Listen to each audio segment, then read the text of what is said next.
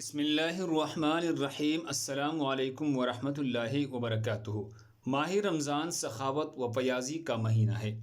حضرت عبداللہ ابن عباس رضی اللہ عنہما فرماتے ہیں کہ نبی اکرم صلی اللہ علیہ وسلم لوگوں میں سب سے زیادہ سخی تھی، اور یہ سخاوت ماہ رمضان میں مزید بڑھ جایا کرتے تھے۔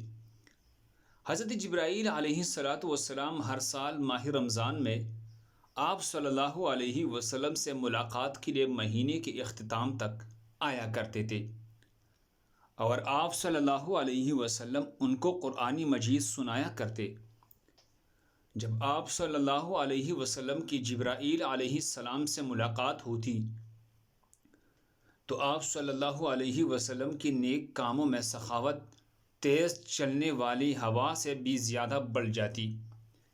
صحیح مسلم حدیث نمبر 6149۔ اللہ ہم سب کو اس پر عمل کرنے کی توفیق عطا فرمائے۔ دوسری مسلمانوں کے فائدے کے لیے آگے ضرور شیئر کریں۔ اگر آپ ہمارے چینل پر نئے ہیں تو برائے کرم ہمارے چینل کو سبسکرائب کریں۔ جزاکم اللہ خیر۔